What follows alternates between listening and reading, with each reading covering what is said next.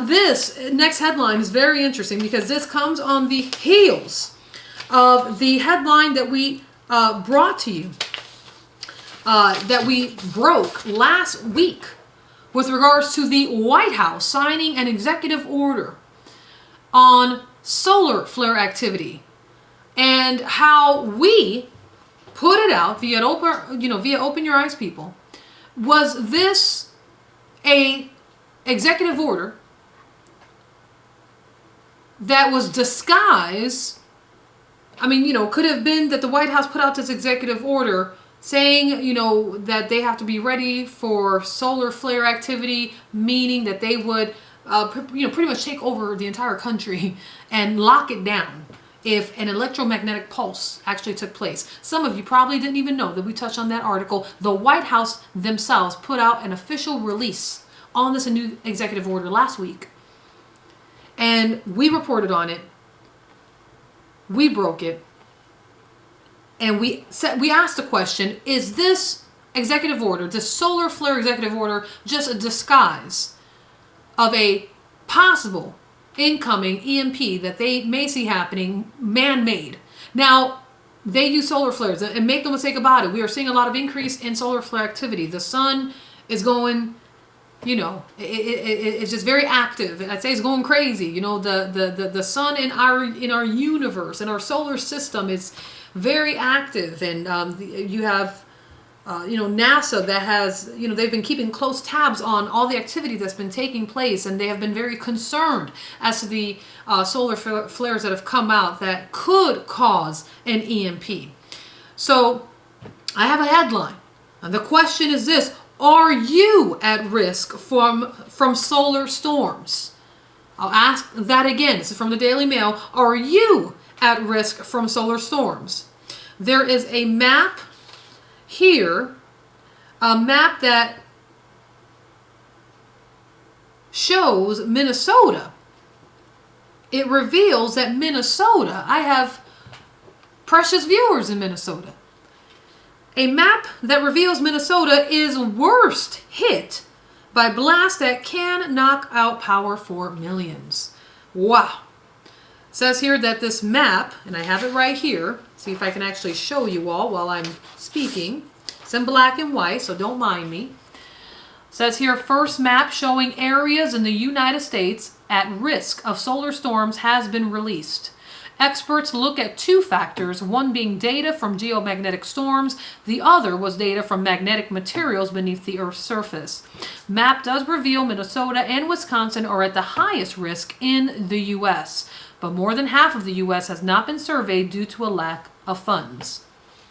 Is this a way for them to get some government funding? Is this what the whole purpose of this headline is all about? Come on, we're talking about signs in the sun. Signs in the moon, signs in the stars. It's all Bible prophecy. Go to the Gospel of Luke chapter 21, verse 25. It talks about this, the activity in the sun, moon, and stars. It's happening, folks. We talked about the blood red moons. Come on.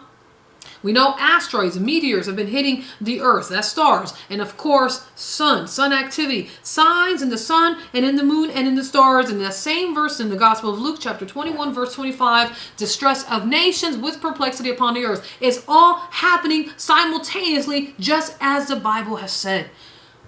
Do you believe we're living in the last days? All the proofs around you. You would have to go out of your way to rebel and say we're not living in the last days.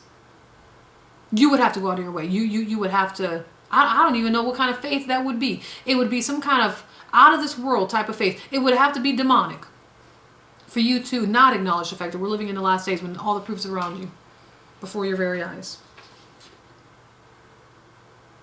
It says here, solar storms threaten Earth about every 100 years, and experts warn we are overdue. Now, researchers have released a first ever map that shows which areas of the U.S. are at high risk hit by the next intense storm. The map was built using geomagnetic storm measurements. And again, I'll show you the map once again. This is a map of the U.S. The map was built using geomagnetic storm measurements and data from magnetic materials, revealing Minnesota is particularly at risk of being blasted by solar materials. The latest researcher comes from Jeffrey Love, a geologist with the United States Geological Survey. His colleagues who have been working on this project called Space Weather Operations Research Mitigation for the past year. He said this project was first initiated by the White House's National Science and Technology Council. Love and his colleagues believe knowing which power grids could be hit the hardest is key. To create an accurate map, the team plotted the geomagnetic activity above certain areas. The geomagnetic data was collected by the International Real-Time Magnetic Observatory, an organization that monitors Earth's magnetic field. I had no idea that they had organizations like this. I wonder if they work with CERN. And the magnet telluric survey data was taken from the U.S. National Science Foundation, which monitors electroconductivity in the ground using hundreds of sensors located across the U.S. Now, solar flares have and can impact the Earth in very specific and even dangerous ways. How solar flares impact the Earth? Solar flares can damage satellites and have enormous financial cost. Astronauts are not in immediate danger because of the relatively low orbit of manned missions, but they do have to be concerned about cumulative exposure during spacewalks. Very large flares can even create currents within electricity grids and knock out energy supplies, which is an EMP. Don't want that to happen. A positive aspect from aesthetic point of view is that auroras are enhanced. So, according to this study, those surges could be up to 100 times more powerful in North Minnesota and Wisconsin than in other parts of the U.S. The red, and it shows more about the map, and it's not in color, so I'm not able to show you more, but the point is that more of half of the U.S.